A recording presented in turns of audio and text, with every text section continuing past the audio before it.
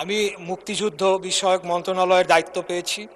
সেজন্য আমি আমাদের নেতা মাননীয় সংসদ নেতা মাননীয় প্রধানমন্ত্রী জনাব তারেক রহমানের প্রতি কৃতজ্ঞতা জানাচ্ছি। উনি আমাকে সুযোগ দিয়েছেন, উনি আমাকে মনোনয়ন দিয়েছেন এবং ঢাকা ৬ আসনের সর্বস্তরের ভোটাররা তাদের মূল্যবান ভোট দিয়ে আমাকে সংসদে পাঠিয়েছেন।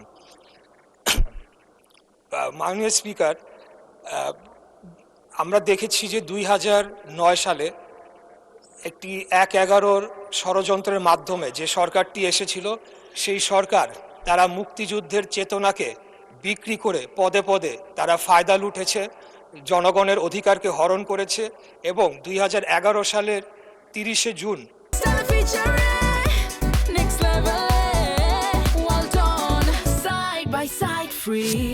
তারা তত্ত্বাবধায়ক সরকার ব্যবস্থা অন্যায়ভাবে বাতিল করে একটি কার্যত একদলীয় শাসন ব্যবস্থার দিকে বাংলাদেশকে নিয়ে গিয়েছিল এবং সেটিকে তারা তাদের অবৈধ ক্ষমতাকে দীর্ঘায়িত করার জন্য তারা গুম, খুন, ধর্ষণ সহ এমন কোনো অপরাধ নেই যেটি তারা করেন নাই।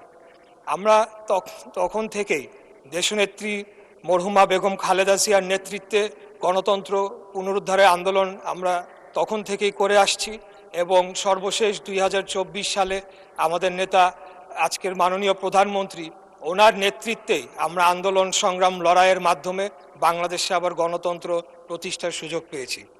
মাননীয় স্পিকার, আমি একটু বলতে চাই যে আমাদের সম্মানিত বিরোধী দলের সদস্যবৃন্দরা এখানে রয়েছেন, তাদের অনেকেই খুব সুন্দর বক্তব্য দিয়ে থাকেন, সেটাকে আমরা অ্যাপ্রিসিয়েট করি, কিন্তু তারা সংসদের বাইরে এবং কিছু কিছু ক্ষেত্রে সংসদের ভেতরেও যেভাবে বক্তব্য রাখছেন তার মাধ্যমে যে বিষ বাষ্প ছড়ানো হচ্ছে সেটির একটা প্রভাব কিন্তু আমরা বর্তমান যে শিক্ষা প্রতিষ্ঠান ক্যাম্পাস যে উত্তপ্ত হয়েছে সেখানে আমরা তার প্রভাব একটা দেখতে পাচ্ছি।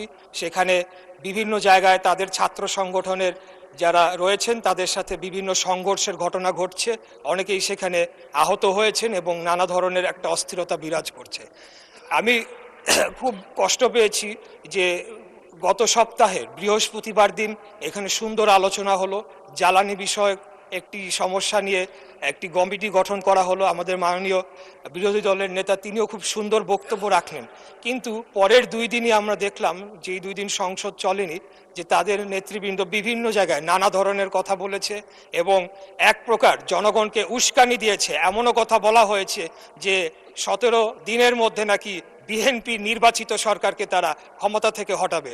তা আমি আপনার মাধ্যমে এই সংসদ এবং জাতি যারা সকলেই লাইভ টেলিকাস্ট হচ্ছে সকলেই দেখছে, আমি তাদের উদ্দেশ্যে বলতে চাই যে 2008 সালের নির্বাচনের মাধ্যমে এই সরকার ক্ষমতায় আসে নাই, 14, 18, 24-এর মাধ্যমেও এই সরকার ক্ষমতায় আসে নাই। আমরা জনগণের সরাসরি ভোটের মাধ্যমে ম্যান্ডেট প্রাপ্ত হয়ে এই সংসদে এসেছে। আমাদেরকে যদি কেউ হুমকি ধামকি দিয়ে মনে করে সরকার পতন করবে, আমি আপনার মাধ্যমে মাননীয় সংসদ নেতার উদ্দেশ্যে বলতে চাই, আপনি খালি হুকুম দিবেন, ইনশাল্লাহ বিগত দিনে আপনার নির্দেশ প্রাপ্ত হয়ে আমরা যেভাবে রাজপথে অবস্থান করে জনগণের ভোটের অধিকার প্রতিষ্ঠা করার জন্য আন্দোলন সংগ্রাম করেছি, একইভাবে খুনি হাসিনাকে পতন করার জন্য আমরা যেভাবে আন্দোলন সংগ্রাম করেছি, আমাদেরকে যদি হুমকি দেওয়া হয় তাহলে সম্মানিত বিরোধী দলের প্রতি সম্মান রেখেই বলছি, আপনারা যদি আমাদেরকে পতন করার হুমকি দেন তাহলে বিরোধী দলের অবস্থান থেকে আপনাদেরকে পতন ঘটানো হবে ইনশাআল্লাহ। আমরা কোনো ধরনের অস্থিতিশীল করতে চাই না, আমরা বাংলাদেশে কোনো ধরনের বিভক্তির রাজনীতি চাই না, আমরা একটা শান্তির রাজনীতি চাই, একটা ঐক্যের রাজনীতি চাই। আমরা যদি বিগত 24 সালে যারা শহীদ হয়েছেন তাদের প্রতি যদি আমরা সম্মান প্রদর্শন করতে চাই তাহলে আমাদেরকে একে অপরের প্রতি সম্মান প্রদর্শন করতে হবে এবং সকলে মিলেমিশেই আগামী দিনে বাংলাদেশকে পরিচালনা করতে হবে। আপনারা হয়তো ভুলে যাচ্ছে, আমাদের সম্মানিত বিরোধী দল হয়তো ভুলে যাচ্ছে এই যে সংঘাত, এই যে একটা অস্থিতিশীল পরিবেশ তারা তৈরি করার চেষ্টা করছে, তার মধ্যে লাভবান কারা হচ্ছে মাননীয় স্পিকার?